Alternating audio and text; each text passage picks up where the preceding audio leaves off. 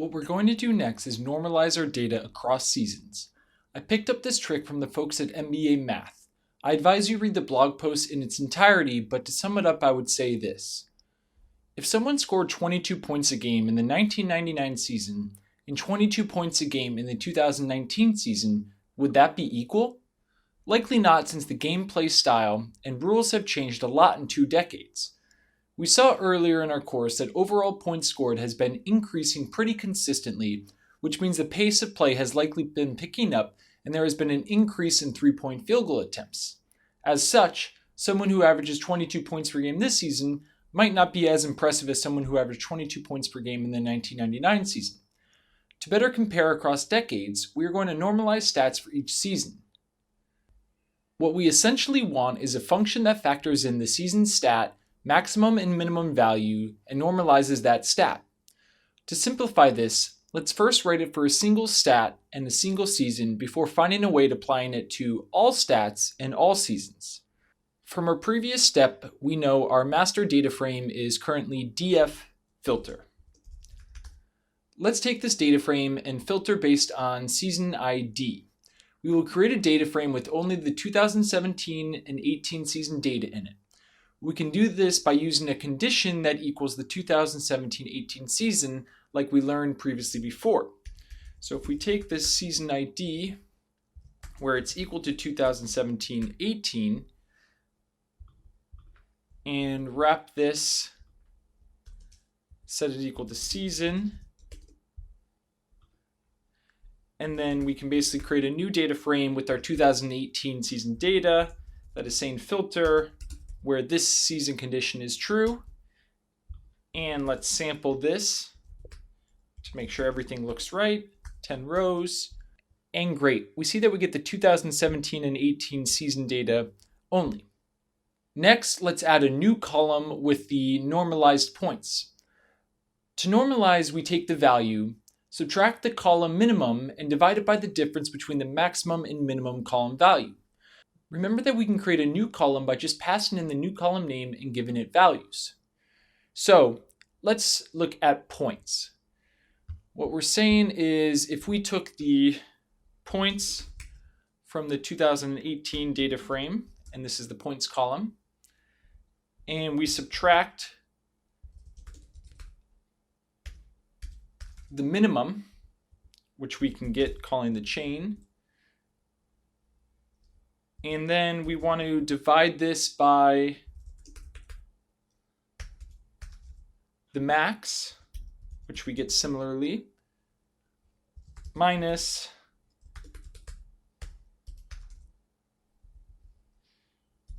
the minimum value. And let's just wrap this in parentheses. And again, to add a new column to our 2018 data frame, we'll give this the points norm. And we basically just set this equal. And we run this. And again, it's just giving us a warning setting we're making a copy. We can ignore for now. And if we look at our 2018 data frame, sorting by our points norm and looking at the top 10 players, we can do this by calling the sort values on the column we want. So the 2018 data frame, sort values, which again, we're going to pass it the column name we want, which is the points norm. And then we want the top one, so we're going to say ascending equals false. And then give us the top 10. And you'll see here, so this would be the top point scorer, and then kind of going down, and you'll see it's normalized. And we can do a gut check. Let's take this player, and we'll look at NBAstats.com. And that's James Harden, who did lead the league in scoring. Great. Now we want to duplicate this process for each of the other stats columns. Let's also turn it into a function. We'll call it normalize, and we can define this function by adding the def to it, so normalize. And it's going to take some type of inputs and return something. Now we can take what we had it before and add it into the function and basically repeat this for every stat column we cared about. So this would be similar to field goals made norm, and that would be field goals made, field goals made, field goals made. And then we would do the same for assists,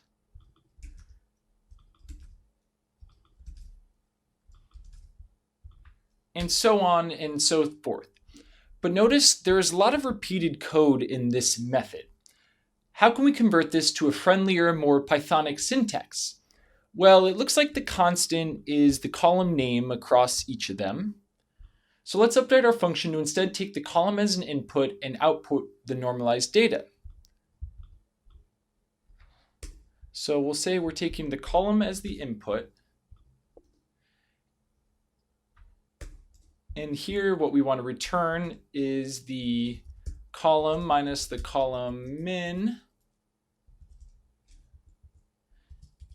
divided by the column max minus the column min. Great. Let's test this by passing in the field goals made column for our 2018 data frame. So we'll run this, and then what we can do is it takes a column as an input, which we can get by actually calling that specifically. So now if we ran this, nice. It looks like we have it working for a stat column. Now what we need to do is turn it into a for loop so it works for all of our stat columns. To do this, let's first create a list of the columns we want to normalize. We can call this list calls to norm, and it's basically going to take those stat columns we had previously talked about. So points, minutes, field goals made, field goals attempts, so on and so forth.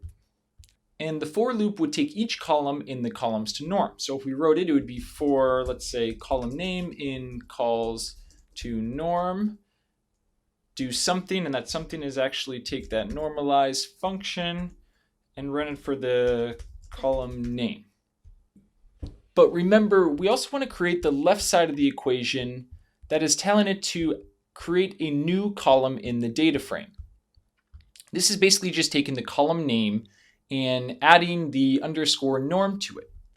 Now we can do this by saying the df and in parentheses underscore norm,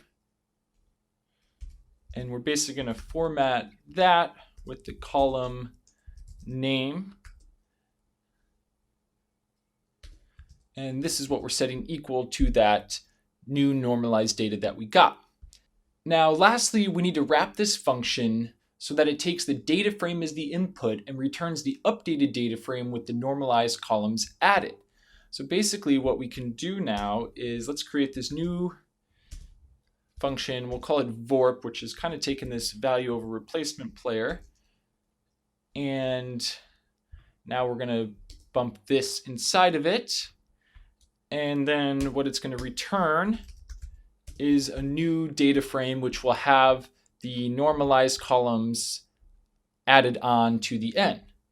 Great. So let's test this with our 2018 season data frame. First, let's run this.